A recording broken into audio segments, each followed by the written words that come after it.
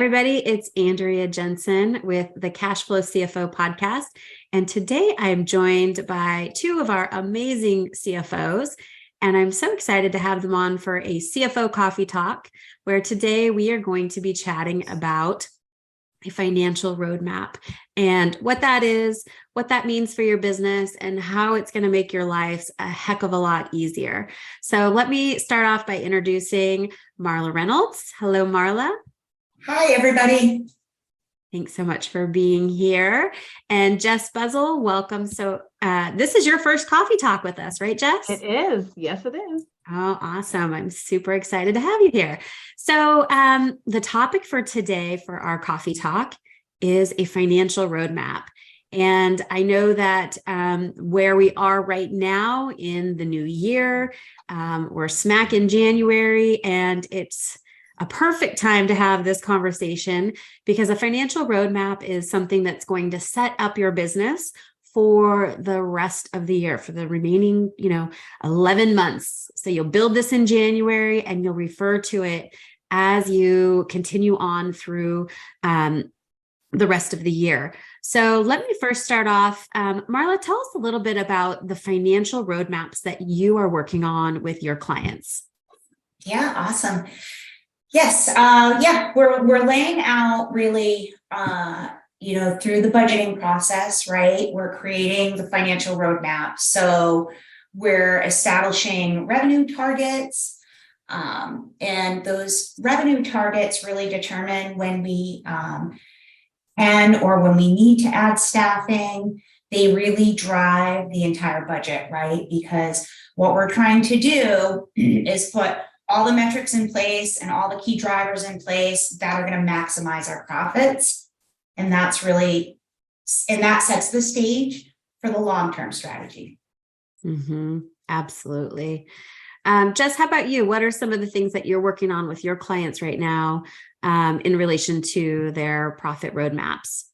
Yeah, so very much like Marla, we're really in the same boat. We've tackled our budgets, and we've set the stage for, where we expect all of the revenue targets to be at what points during the year. And so several of my clients are more focused on their quarterly tracking, right? So we're going in and we're identifying what are those expenses that they're anticipating in those quarters and what are those revenue targets that they need. And we're also kind of using the metrics that we've identified, that we've kind of set the stage with, to be able to compare, have they hit that mark by the timeframes that we're going to be anticipating. So that's a lot of our kind of budget to actual type reviews that we'll be doing with our clients. Mm-hmm. Super helpful. Yeah, absolutely. What are some of the things you think, Jess, I'll start with you on this one. What are some of the things that your clients have gone, oh, I never thought about that, or, oh, that's, by doing this planning process so early in the year and you bringing in all this detailed information of, what were last year's results? What was maybe some seasonality, or what were some big things that happened in their business, whether it's like operations or with their team, as that ebbs and flows, for you to look back with them and say, well, this happened at this time last year. So what do we expect this, to come in?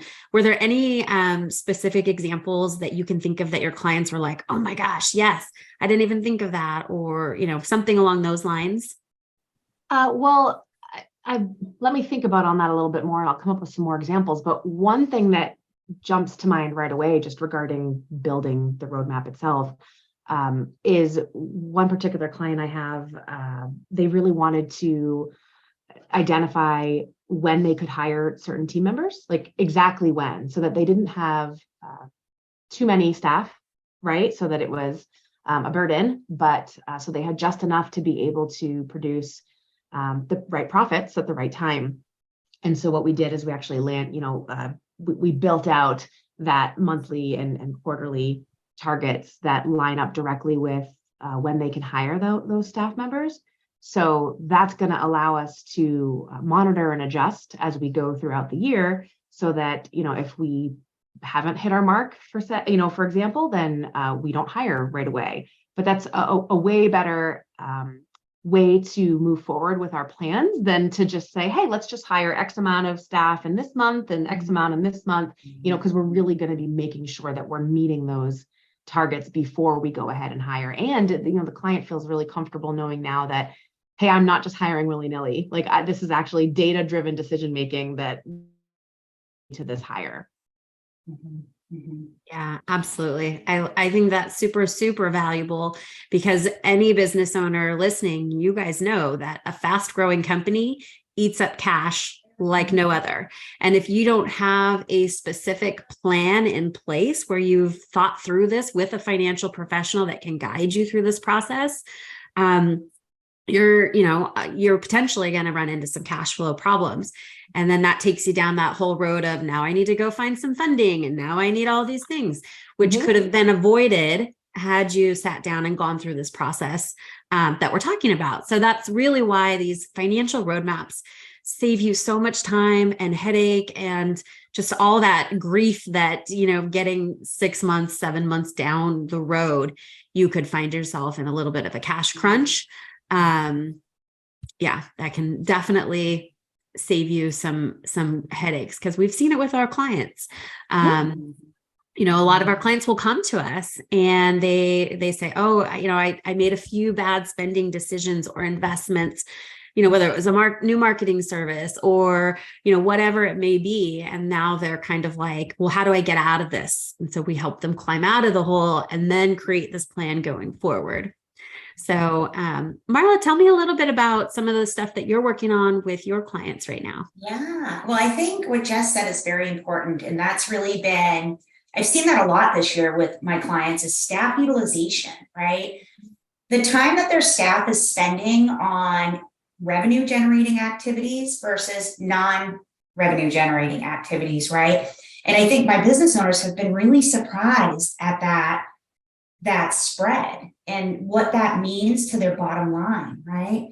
So we look at things like project management software and tracking and time tracking and budgets on projects and all of these key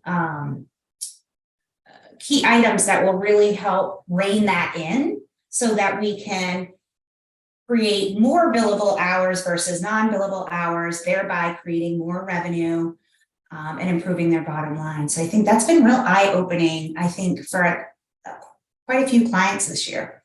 And also based on, we're with some of them that are further along now with their in their journey with us, we've had the data now to look back at the historical data that we've collected. And now we can improve upon that for the future years and the longer term strategy. So we're just constantly refining that business model and that recipe and making it better. And it's just super exciting. Yeah, absolutely. Yeah, and if I can just piggyback on that too, one thing I'll add also, Marla, like when you talk about focusing on that long-term strategy, right? Like there's been so many of my clients that have said it's such a relief having a partner with them that they are, we're guiding them we're having them focus on this long-term strategy, right? It's very, very easy when you're, the CEO or you're running the show. It's so easy to get spun in different directions because there's all these new opportunities coming up, or you want to make sales, or, you want to do this or do that. And us being able to have them focus on what is your long-term goals? What are your long-term plans? Let's make sure you meet these, kind of bring them back, right? Like, hey, that's awesome. But let's focus on your financial roadmap because we know that this is the recipe for success. So that's something that I've noticed has been really helpful. Actually, I've had a couple of my clients come right out and say that, like, oh, thank you so much for bringing me back. That's why we have you. Isn't that awesome? It is awesome. Marla, just tell me how it is. I don't mind if you hold me accountable. Just tell me like it is. Exactly. Yeah. And I think too, for all of our type A entrepreneurs, right? Shiny object syndrome is real. And even the best laid plans can just, go off the rails if you're not constantly revisiting them and comparing budget versus actual, what's working, what's not, and having a finance professional, like Marla, like Jess, that's going to sit down with you twice a month and go, okay, come on back here. This is what we said we wanted to do. Let's accomplish this. And then we can layer in all that other new stuff and things like that. But it's just going to help you adjust the plan as you go, but always have that focus on it. And I think that that's so valuable in a fast growing business. And I think one of the other things, Marla, that you pointed out was the data. And let me tell you, I think the number one asset any business creates, data. It will tell you so much about the business and about the activities, and just to be able to look back and go comparisons, and also find those trends, find the hidden gems that if you didn't have that data, you would be trying to go off of memory. And these days we all know what our memories are like. You can't remember what you ate for dinner last week. So how are you going to remember, Right. An activity that affected your operations 18 months ago or whatever it may be? So I think that, this financial roadmap, having it year over year, having the budget versus actual, like Marla said, is just going to help you fine tune. Every month, you're going to get tighter and tighter on that budget. And pretty soon, your business model will ebb and flow with the economy, and it'll ebb and flow with the labor market and things like that. But for the most part, you're going to have your business model so dialed in that you're going to know exactly, if this, then I'm going to do this. If this happens, then I'm going to do this. And you know how that outcome is going to play out because you've got the data to support it. Absolutely. Yeah. Of course. Jess, you have a unique vantage point from where you are now as a CFO working with business owners, because you were a business owner in your My past prior life. Yeah. Correct. Did you have tools like this when you were running your business and growing your business? Because you grew rapidly as well in your business, correct? We did. Well, that was so to answer your question and then to elaborate. So no, I didn't have any tools like this. I did have we had a part-time financial manager who did help us, but it was nothing like the services that the cash flow CFO provides. One thing that I will say is we grew incredibly fast. And, Andrea, you brought up earlier about how when you grow so fast, you end up being completely strapped for cash, and you have to go and find financing, and you need to make sure that you have for your growth. And if you don't, then you can't grow. Many companies actually will go under because they grow too fast. And so, in my situation, we did grow very, very fast, and I ended up having to find a lot of funding kind of in the middle of my journey there. It was a 14-year journey overall. So, about halfway through, I was stuck, and I was kind of screwed. And luckily, I had backing from some good local banks that were able to fund me and support me. But I look back and I think, oh my gosh, if I had a service like the cash flow CFO, I wouldn't have run into that pickle, because I would have been able to forecast exactly when I needed to add more resources to my company. I would have been able to forecast when I could hire more staff, and all of those are what my revenue targets would be, and I wasn't as disciplined then, I think, to be able to do that on my own, right? I was so focused on running the business and making sure that everything was running smoothly. So it would have been really great having that kind of a resource like ourselves. And I guess that's one thing I would give as advice, right, to any business owner now, is you need a CFO on your side. Like 100%, they are a partner. You need them. Yeah, absolutely. It's that messy middle, right? So you've crossed over the 7 figures, and now you're expanding. You know what works, what you want to do more of. But if you're not allocating your resources super precisely, then that's where, that messy middle can get you. And that's a tough one.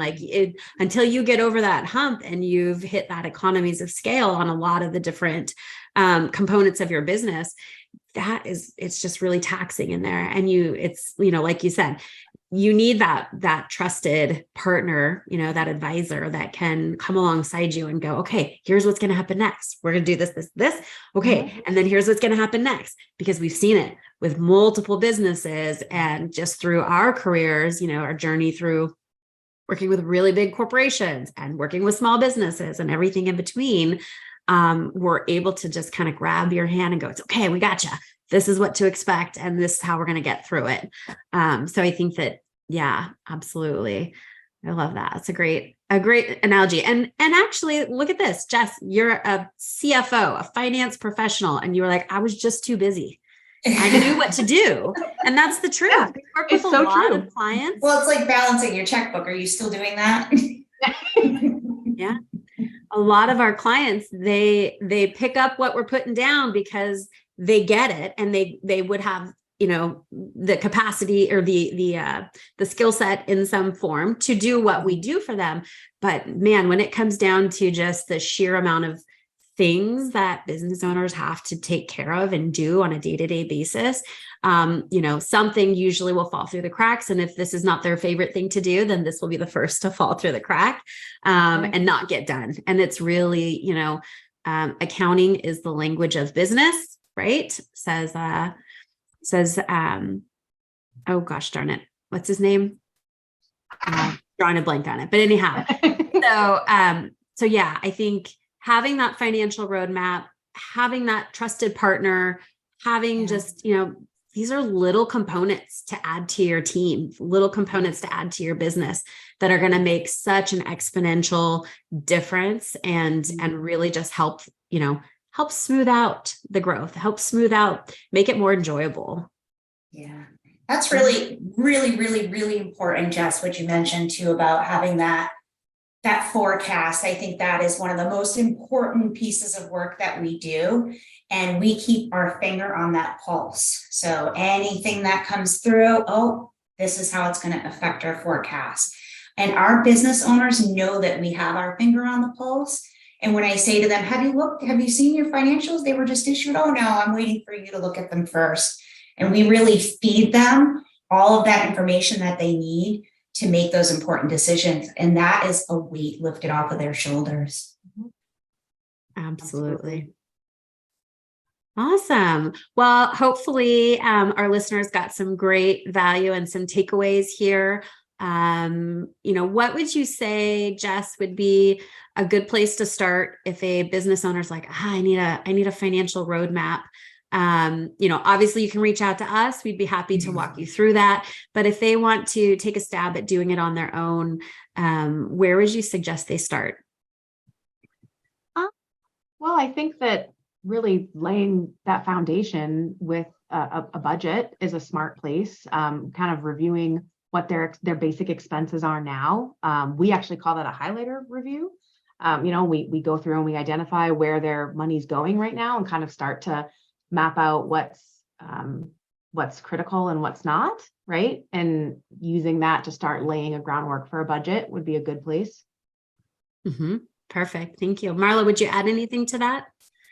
Yeah, I think really taking a close look at your revenue streams. So what does it entail to produce that revenue? What is the who, what, why, when?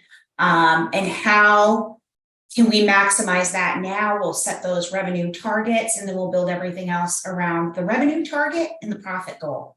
And then you just fit everything else in between.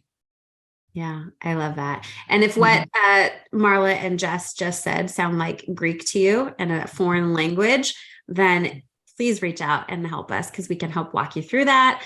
And you would get some very valuable information on your business and your business model. So thank you so much, ladies, for joining me today. It was super great. And I think it was such a really, really good conversation. And for all those business owners listening, now's the time to do this. Put the budget in place, put the forecast together, and get that financial roadmap in place so that you make this year the best year yet in your business, and you're able to scale and reach those revenue targets that you have set for yourself. So thank you so much for joining me, ladies. It was very nice to chat with you. And we'll be back in another CFO coffee talk, and we'll have our coffee mugs with us. All right. Thank you. Thanks. Bye. Thanks. Bye.